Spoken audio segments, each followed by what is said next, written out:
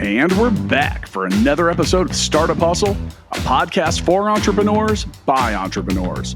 If you want to start, own, or build a business, then you're in the right place. We bring you the real truth about what it's like to take something from concept to launch. From growth, innovation, experience, failing, or winning big, we've got you covered. So let's get down to business with another episode of Startup Hustle, brought to you by Fullscale.io.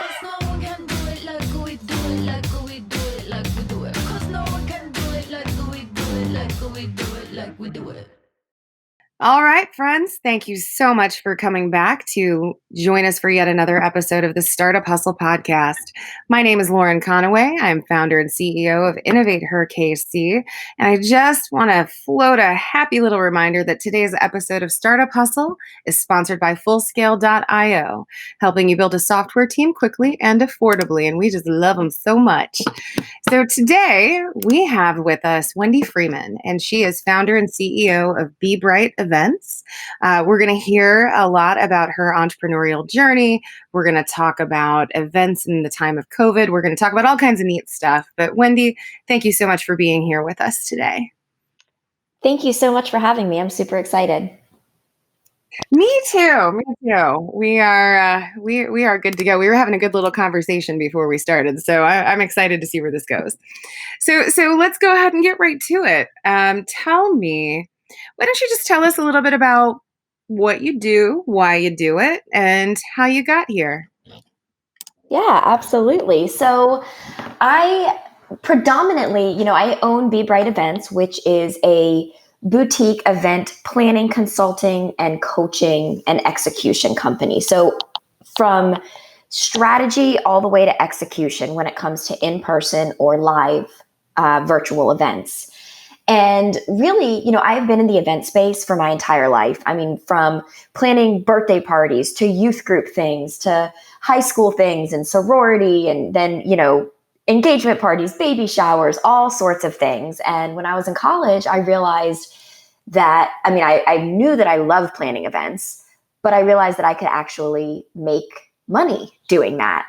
So, I got a marketing degree and I went out into the corporate world and began event planning in the corporate space for about 15 years before I finally left to start my own business. And that kind of brings me into the why I do what I do. And, I love planning events, and all of the events that I was planning were predominantly for technology companies and helping their customers leverage their technology the best. So making their jobs easier, rising them up as a hero in their organization because of what they're able to accomplish with the various technologies. And while I love planning the events, and technology conferences are super fun because you have a massive budget and you can create just amazing experiences in the room, at the end of the day, I was not fulfilled. I had done all the things that society tells you to do. I went to college, I got married, that didn't exactly work out. I had a kid, I traveled, I worked my way up the corporate ladder. Like, I did all of the things and I still wasn't happy. And so I really started down this deep personal growth journey. In 2018, I made it the year of me. And I committed to traveling at least one time a month by myself. And that was where I gained so much clarity in realizing that what was missing was that I wasn't fulfilled. I was lacking purpose in my life. And so that's when I really, at this point, I didn't know that I was going to start my business doing what I'm doing. But throughout that journey, I realized that, personal growth and development has been a huge part of my life in the last 5 or 6 years. And I was actually at an event where I realized, I'm planning the wrong types of events. That's why I'm not fulfilled anymore. And so I realized these are the types of events that I should be planning. And so that's where Be Bright Events was born, to really help purpose-driven, mission-focused entrepreneurs launch incredible experiential events that create the space to inspire change and enrich people's lives. And so that's really how I came to do what I'm doing. Was, everybody says, find what you're good at and make money doing it. But at the same time, find what you love. And so I married those two together. I'm great at planning events. I love planning events, personal growth is such an important part of my life. So I just married those two together to create my business. Amazing. Well, so let's walk it back a little bit for clarity here. When you say mission-driven entrepreneurship, what do you mean by that? So think about, entrepreneurs or organizations, nonprofits, people who their legacy, their primary purpose is to make a difference in life. So think about maybe life coaches or philanthropic organizations or, people that are training on mindset and personal growth, personal development. I mean, a lot of my clients are life coaches in some form or fashion. So think Tony Robbins on a smaller scale. I do a lot of work with entrepreneurs that have masterminds in helping other entrepreneurs to build their business. So anybody who really it goes beyond just the business. They have that service focused heart that their goal is to help others. Gotcha. Well, and so what I find it really interesting that by serving mission-driven people and organizations, you yourself are mission-driven as well. Um, that's really cool. Where do you think that came from? I think a lot of it came from just the fact that I was just so unfulfilled. And where I found that joy and where I was able to make that massive pivot in my life was from these mission driven entrepreneurs. They had such a drastic impact in my life that I wanted to be able to give back to them. And I felt at the time that I didn't have this, I love being at events and seeing people stand up with their aha moments or their breakthrough moments and just hearing how the different events have impacted them. And I had attended so many of them where I saw the host or, where I saw the host of the event running around or somebody from the hotel coming in being like, I need you to sign this. And I was just like, this is not right. They are here to serve their attendees and they can't be 100% present when they're trying to run the behind the scenes stuff to make sure that the lighting is working, to make sure that, the food is brought out at the right time. If you're off schedule a little bit, who's going to communicate that? So I just wanted to be able to hold space for them so that they can hold space for others. Sure. Well, so can I tell you that as you're talking, I'm just I have spent a significant portion of my career in marketing and operations, and with that comes a lot of event planning. So when you're talking about like, being at an event and running around, like you're basically putting out fires, right? When you're there, like on day of, like that's kind of your role to make sure that everything is orchestrated and executed smoothly, and that even because inevitably there are always going to be crazy things that happen on the back end, but that never reflects to the attendees, right? Exactly. It doesn't reflect to the attendees, and the host doesn't need to know about that until the event is over. So I always Right. like my work for the most part is done leading up to the event. I am building the train track and orchestrating the train. When I'm on site, my job is to make sure that that train stays on the tracks. And like you said, at events, there's, part of a successful event planner strategy is always having contingency plans so that if and when the train does derail, you can get it back on as quickly as possible and nobody knows. Yeah. Well, and I mean, it's pretty much inevitable. Like, I don't think I've ever worked an event that didn't have something happen, to different degrees, of course. I mean, I've experienced train wreck events in my career, and I've experienced events, that went pretty well, but just had a couple Right. of There's hiccups. always going to be something. You cannot get that many people in a room and expect everything to go according to plan. Something will come up every single time. And it's about being able to be calm and collected in that moment, not allow that to throw you off your center so that you can just handle it, get through it, and get the show back on. Right. Well, and not only that, you also have to pull from depth of experience. I feel like the more practiced event planners and managers, they're so good at what they do because they're unfazed because they've already experienced this before, and so they're just able to kind of pull from their bag of tricks. I've always loved seeing that, like events that are executed really impeccably well. That's always really impressive to me. So I want to ask you a little bit more about that, because I think it takes a very special kind of person to plan and execute on events, just for that very reason. Like, you have to be able to center yourself, you have to be able to think very quickly on your feet. You always have to view everything through the lens of service. Mhm. How can I enhance this experience for the people who are here in this room?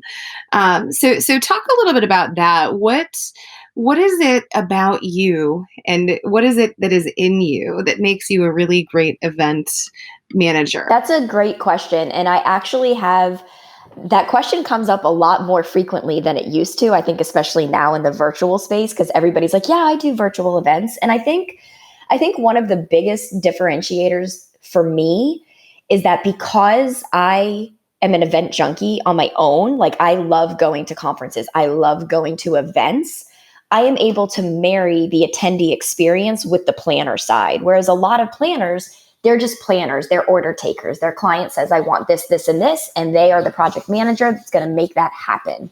But for me, I break it down. I think about it as if I were an attendee at that event, how would that affect me? And at the same time, like, what is the strategy for that? Why do you want to do that? How is that going to serve you? How is that going to serve your attendees?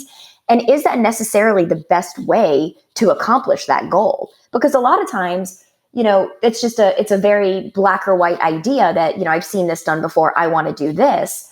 But with my experience, I'm able to say, okay, well, we can accomplish that same goal by doing it this way, or this way. Which way feels the best for you? Which way do you think your attendees are going to resonate the most? So I really think that my just vast experience of, if you could see my office, you would see like all the different name badges hanging all over the place.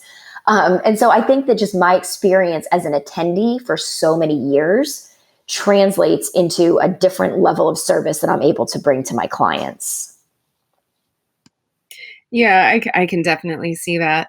So tell me this. If you were talking to a brand spanking new event planner, manager, someone who had just entered the industry, what would you tell it? What advice would you give them on creating and crafting a fantastic, just a really kick-ass experience and an event every single time? Like, what is that secret sauce that you need every time? I mean, honestly, it's simple, and it's strategy. Like, success starts with strategy. So many people, I find the biggest mistake that planners are making and event hosts are making is, it's like, all right, I'm going to put together this event, I'm going to secure some speakers, and then they try to tie it all together without having that clear strategy in place first. So you have to be crystal clear on who is your target audience and paring that down. If I were doing an event on fitness, I wouldn't just say it's a fitness event. I'm going to say this is an event that is targeting runners specifically. And then what is the common problem or challenge that they are running into? And how is your event going to help solve that problem or fast track their success or make it easier for them to overcome whatever that obstacle is? And once you're clear on that, then I reverse engineer everything. So you have that overarching vision of what your event is, who it's going to help, how it's going to help them. Then you can break it down into logical segments. And so the biggest takeaway one of the biggest things that I've done that has drastically changed the way I do business is I reverse engineer everything. So I make my timeline and I start 4 weeks after the event is over, and I reverse engineer the whole thing. So it's not a matter of, I find so many people are like, oh, I have to secure speakers. Then they secure their speakers. Like, oh gosh, now I have to promote the speakers.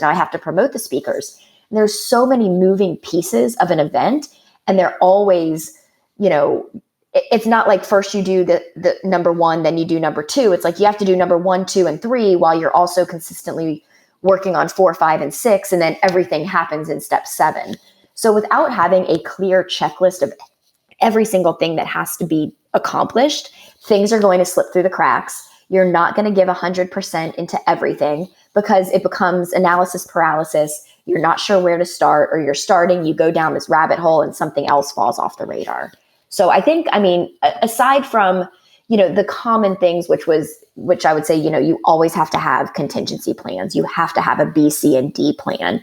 You have to practice. You have to make sure your messaging is honed in, understanding the best way to allocate your budget, all of just the common, or what I think are common things that go into event planning. I think the biggest mistake are people not starting with strategy and just kind of going day by day without having a clear checklist of deliverables and timelines and things that have to get accomplished, and knowing what their predecessors are, right? I can't do number 8 until I get number 6 from my client. So making sure that I'm also project managing, that I'm receiving what I need when I need it to keep the timeline on schedule. Right. Well, and I love what you said, or the nod that you gave to figuring out who your audience really is, because really what you're talking about is user personas, like, human-centered design, starting with the who before you get to the why, or before you get to the how. And so I'm curious about that. So when you are working with the internal events team, or the internal team that is helping to craft this event with you, because I'm assuming that it's a very collaborative process, just knowing that that's kind of how it works. How do you work with these teams to determine exactly who you're serving? Like when you say that this event is for runners, this event is for runners between these ages. This is our key demo. What does that process look like? Yeah. So, I actually have an entire workbook that I crafted that is determining it's kind of like the getting started to your event. It's before they even conceptualize. So some of my clients, they're totally like, yeah, give it to me. I'm going to work through it with my team. We're going to get, around a table and we're going to do that. And then we'll come back and discuss. Other times it's me sitting there helping, because a lot of my clients, they are solopreneurs. And so I'm very, very much become more than just their planner, and I become an extension of their team. And so we work through those things. And I have a list of questions that really are thought-provoking questions that, they might not otherwise think about. Like your target audience, they say runners. Okay, what books are they reading? Who are they following on social media? Where are they hanging out in social media? What types of events do they go to? What other competing events, who are your competitors and what do their events look like? So asking those kind of like thought-provoking questions that dig a little bit deeper is really, I think, the beginning of it, because so many people, what I'm finding is they're like, oh yeah, I've done this. I help so-and-so, so-and-so, so-and-so. They have their classic I help statement. And for events, especially now in the virtual space, you have to dig even deep. You have to niche down even further. I'm finding that a lot of people, they want to serve everybody. And you're actually doing a disjustice when you're doing that, because your content, it becomes content, but it's not contextual. You have to marry the content and the context together. And you can't do that until you are crystal clear. So back to your question of how we actually do that, they're very intentional questions. And a lot of this I've learned from my own life coaches and other events, that, it's not a yes or no question, because we all have the answers to those questions inside of us. It's just a matter of being asked in the right way to bring that answer to the top. So they're very intentional questions that walk through getting the answers. And then once those answers are there, then putting on my marketing hat to really hone in on what's the best way to communicate this that's going to resonate with that audience. Right. Well, so I love that. And I think that clearly you are an expert at this, and you have really hit on the heart of where to start and how to craft a really fantastic experience. I love it. So you referenced, and I'm gonna refer to the elephant in the room here, but we are experiencing, event planners, managers, executors are experiencing what I'm sure has to be a very stressful and kind of a Wild West sort of time with the onset of the COVID-19 pandemic. And you're seeing changes. I have to imagine that you're seeing changes. So tell me a little bit about that. Like what has that looked like for you, for your clients? How are you moving forward? Yeah, so it's crazy, because nobody obviously expected this to happen. or last as long as it has lasted. I'm one of those people that, I try to find the beauty in everything. Everything happens for a reason. What can I learn from this? Why? How is this serving me? So for me, I'm not, there was definitely a dark period of, oh my gosh, what am I going to do? My entire business is in-person events. And I literally just had that taken away from me. With the entrepreneurial mindset, like that. Okay, so now what, right? Like you have to, that famous word that everybody's using, you have to pivot. Right. I was very fortunate in the fact that I had 15 years of planning events for technology companies. So virtual events was not most of my events were in-person events, but there was a lot of, supporting events that we did virtually. So I had that technology background. So it was a natural pivot for me. The first thing that I did personally was I made a complete shortcut for the entrepreneur who wants to host their own virtual event. What I found at the beginning was that everybody was in a very, and I don't want to say everybody, but the majority of people were in a very scarcity mindset, scarcity with time, scarcity with money. Scarcity with everything. So, and they were, organizations and entrepreneurs were in the same place. Their traditional ways of making money and reaching their target audience were also in a lot of cases just ripped away from them.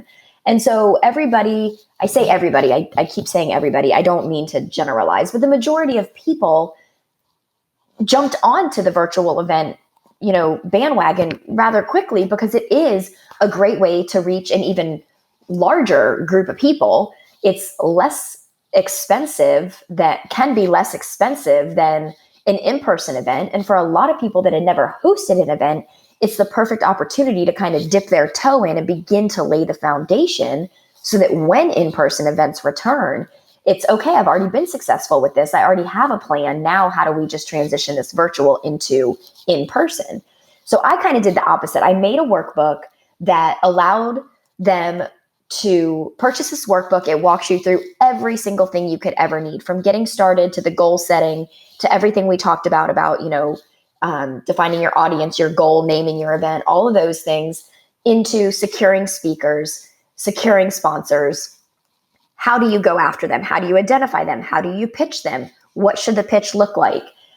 Into marketing, into your registration page, into the actual technology, and creating an engaging experience. So that was kind of the first thing that I did, which really I now can look back, and I did that from a place of service because I knew I attended so many events that were just flopping. It was just death by PowerPoint. It was almost webinar after webinar after webinar. There was no engagement.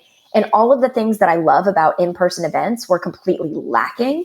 And a lot of it was because these people, I'm so happy that they took that step. They didn't worry about the how. They were like, I'm committed. I'm going to do this and I'm going to host this event. But how can they make it better without necessarily having the investment of hiring a planner or a strategist to get them through it? So that was the first thing that I did. And it was, it was great because not only did it allow me to serve and provide people with a resource, but it also took all of my knowledge and consolidated it into this one clear roadmap protocol of how to do events, which has now enabled me to, when I'm working with my coaching clients or with my full service clients, to really just have a definitive plan to go by. And so, I definitely had my dark period for sure of the freak out, what am I going to do, like everybody did. But I think that in those first 2 months, I think I honestly worked harder than I did when I first launched my business. And as a planner, it was really tough because as a planner, I am a proactive person. I don't act reactively unless I have to. But in this case, it was a no, you have to be reactive. This just happened. You have to keep your business running. What are you going to do? I committed to doing it, and I figured it out as I went. Now, I'm able to look back and it's created this amazing opportunity because I never had any intentions of running virtual events. It was always just in-person events. And now my business is doing better now than it was before the onset of COVID because I'm able to serve so many more clients. I can have 5 events going on in 1 week, whereas in any other case, I might be at one event, somebody from my team might be at another event, but just the time with the travel and the being on site, you're not able to. So I'm able to serve a lot more people. And at the end of the day, it's so fulfilling for me because there are people who have a message and a mission that we're not sharing it. And now because of the virtual space, they are. So even more lives are being impacted, which at the end of the day is why I started this business, is for me to be behind the scenes, making that secondhand indirect impact. Yeah. So one of the things that I struggled with most, because InnovateHerKC, we do a lot of events. One of the things that I struggled with most at the onset of COVID-19 when we had to pivot to virtual events, a lot of what we do was already virtual. And so it wasn't a difficult pivot. But one of the things that I love about in-person events is how immersive they are. And so when I say that, when I had my event planning hat on, I would look at it from the perspective of appealing to all of the senses. Like when someone walks into a room, and I would drill with my team, this is what when somebody walks into the room, what exactly is their experience going to be, all the way from registration, getting your name tag, walking into the room, the aha moment where you enter the room, the music that's playing, and we would do checklists where we would try to figure out, okay, how can we appeal to all of the senses? What are they going to hear when they come in? Are we going to have peppy music to get everybody, up and talking? Are we going to, we used to have, that I can't remember what they're called, but like those oil, like diffuser, Mm-hmm. decanter thing. What are they going to smell when they walk into the room? Is it going to be, something uplifting to get the energy up? Just looking at it through that lens. And when you're dealing with virtual events, you don't have that. And you are fundamentally at war sometimes with, the kids in the background, or the dog who's barking at the mailman, or the email that just won't wait. And so I found that really, really difficult, because when you have an event, you kind of have a captive audience, but in the virtual realm, it's a little different. You can't control those kinds of factors. So have you found that to be difficult? What are some real tactical things that you can do to kind of craft an experience virtually?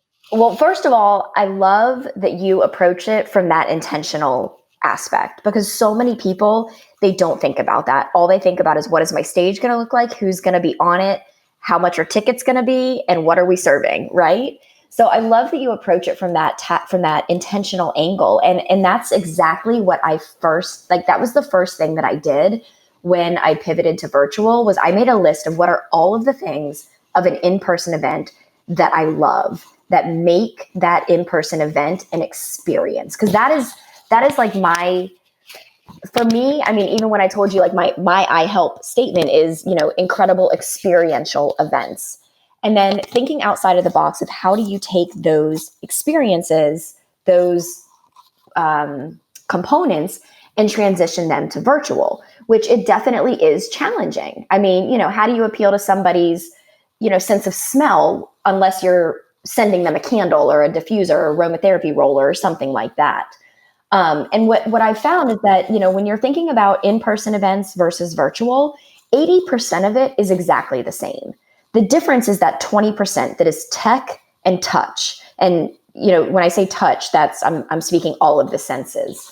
And so the easiest thing to do is to create that community, to create that engagement, so it doesn't feel like you were just sitting behind a screen watching a webinar. It's very, in what world in an in-person event would you be able to be 18 inches away from the speaker?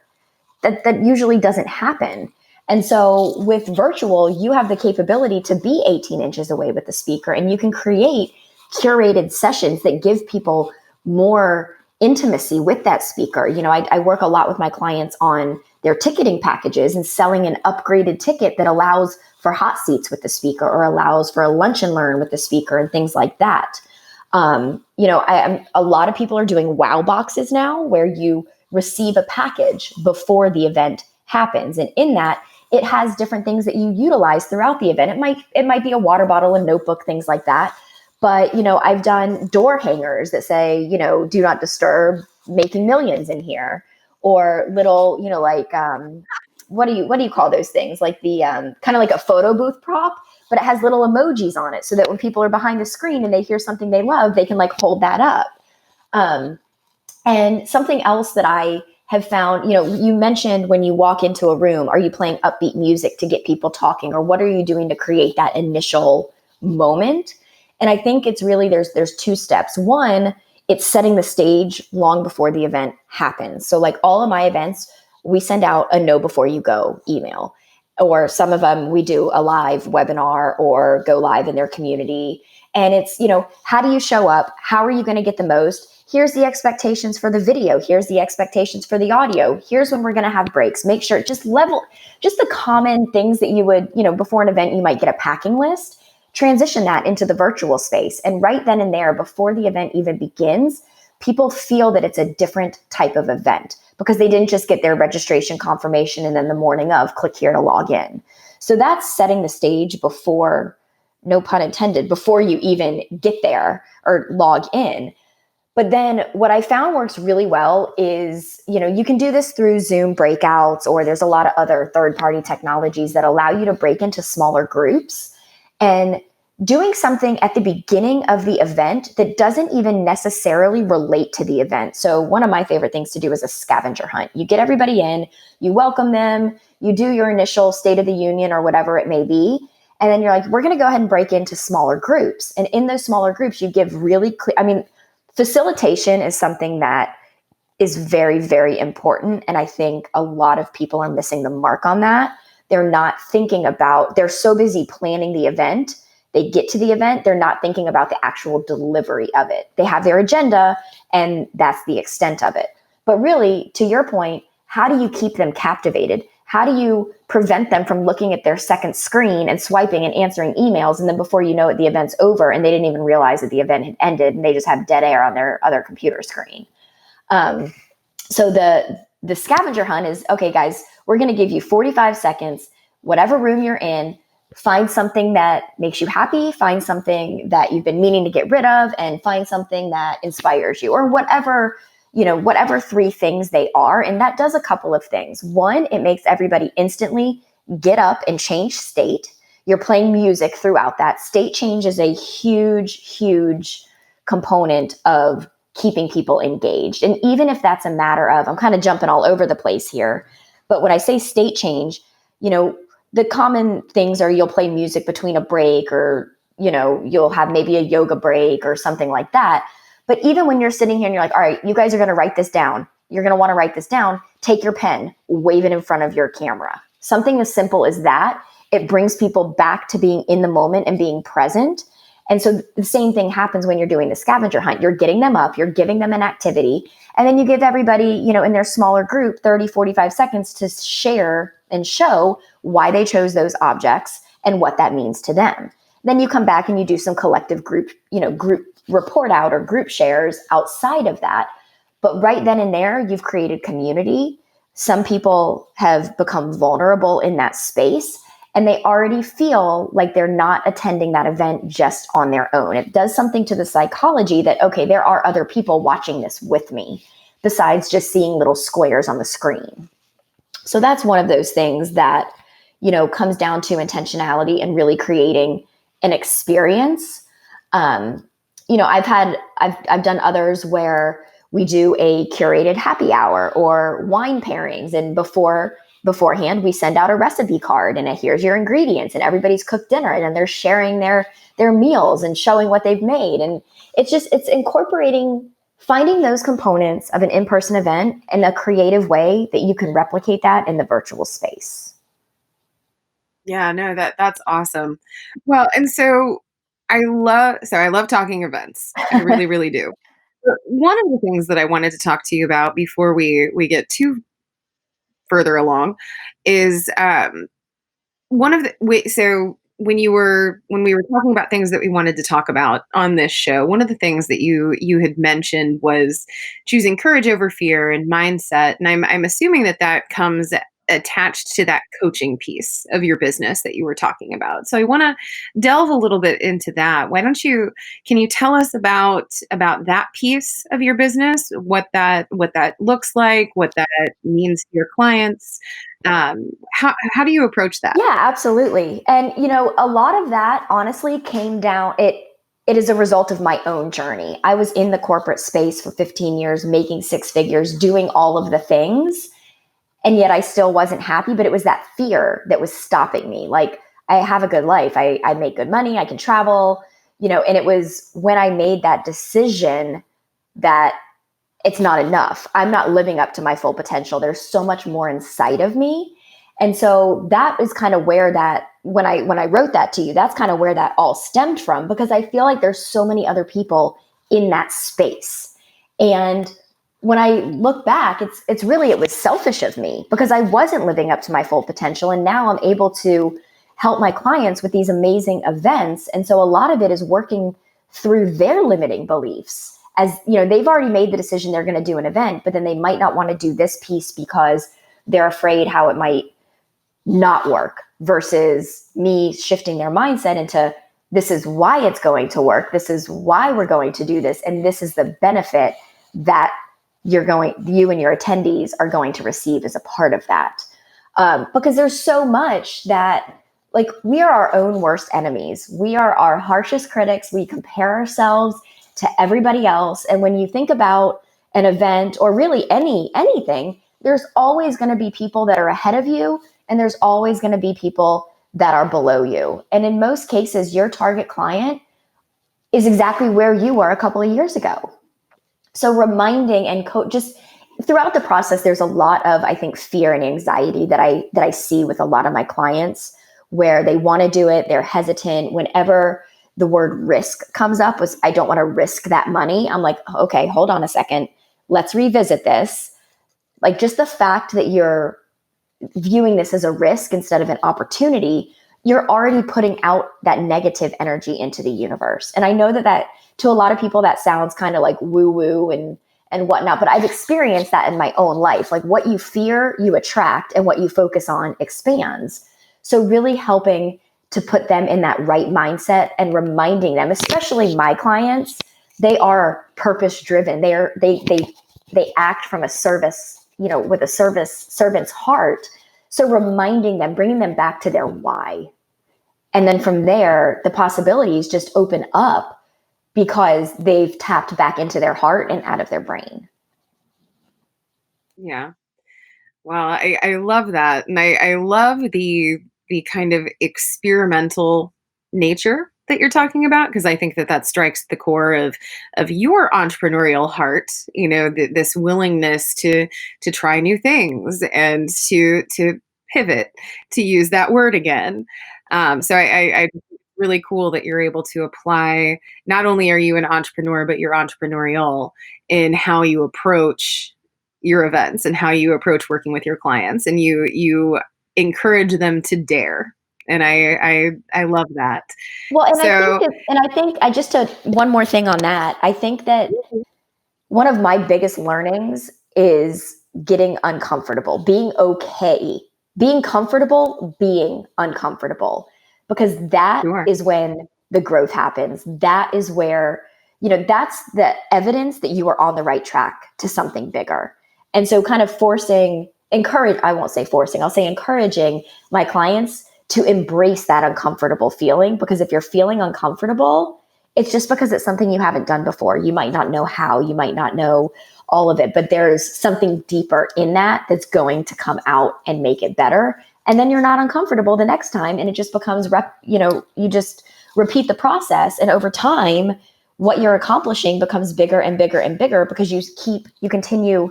I mean, I feel that I live in an uncomfortable zone constantly. Everything I'm doing is uncomfortable, but I'm doing it. And then the level of discomfort gets bigger and bigger because the things that I'm stepping into are bigger and bigger. Sure. Yeah, it's kind of a high risk, high reward kind of situation. Exactly. And that. And I would imagine that, given your experience and given, how you approach your work, that more often than not, it is high reward. So that's great. And I love that you're able to help your clients achieve that and get to that level. So I told you before we started that I was going to ask you a silly question. And I have to tell you that my silly question isn't really all that silly, and it is in fact very, very selfish. So I'm just going to go ahead and ask it. So I know that you came from tech, and that's not where your heart lies or where your wheelhouse is anymore. But one of the things that I love about tech events is the swag. I am a swag junkie. I just had to clean. I had 20 different branded water bottles from different events that I had been to. And so I can't even tell you how many notebooks I have with logo. I will never run out of notebooks. So my question to you is this. What is the coolest piece of swag you've ever seen at an event? Because I need ideas. Oh my gosh. Well, it's funny that you asked that because I also am a swag junkie. I even got a distributor's license so that I can just secure the swag for my clients. I was so sick of having to outsource it and them spending so much money. So I get it wholesale and I just pass that on to my clients. I think, notebooks are great, water bottles are great, but I think, again, it comes down to intentional decisions. What is your event targeting and what is something that they're really going to use? So I think the best thing that I ever received was a high quality power bank, like a really good quality power bank. Some of the coolest things that I've seen now, I think my favorite thing right now are Bluetooth sunglasses.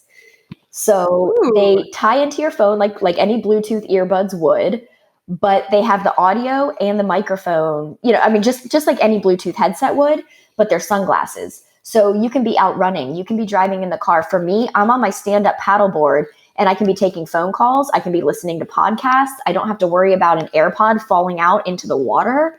And I think those are by far one of the coolest things that I've seen on the market right now, just because it's different. Not a lot of people are using them. And granted, they may or may not fit your face, but the tech, and that ties into the tech side of it. The tech of it is so cool that I wear mine all the time. Love it. Love it. Well, and I'm gonna tell a little story just because this is the perfect time to do it. And I can't decide if I like this piece. It's not even really swag, but I can't decide if I like it or not. So I want to get your feedback on it. So here's the deal.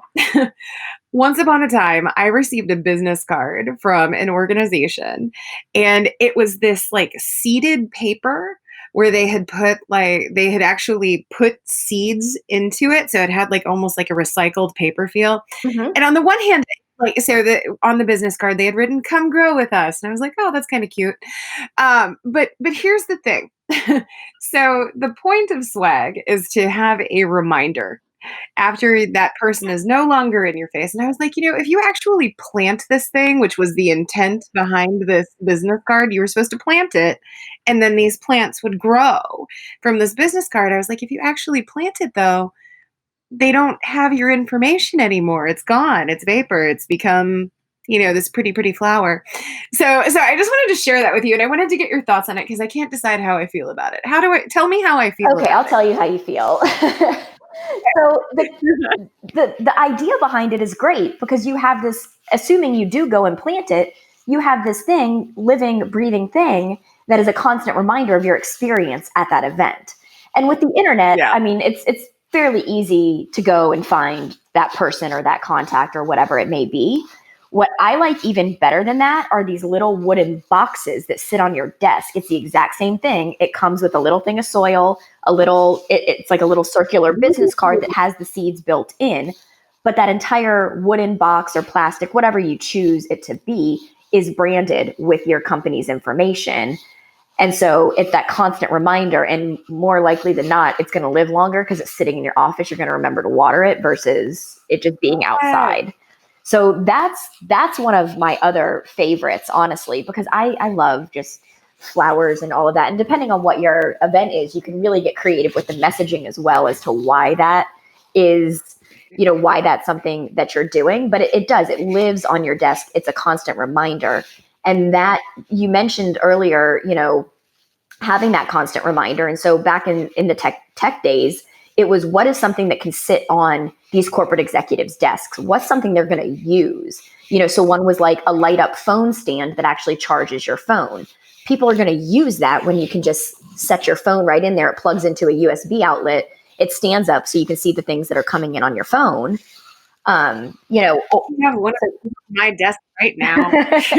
Exactly. So I think that the planter, or the put it outside planter, is good, but I think the adoption rate, the people that are going to actually open up that box and plant it, is going to be much higher. Plus, it's more of a visual reminder, because not only do you have the plant, but you also have the logo right there in front of you.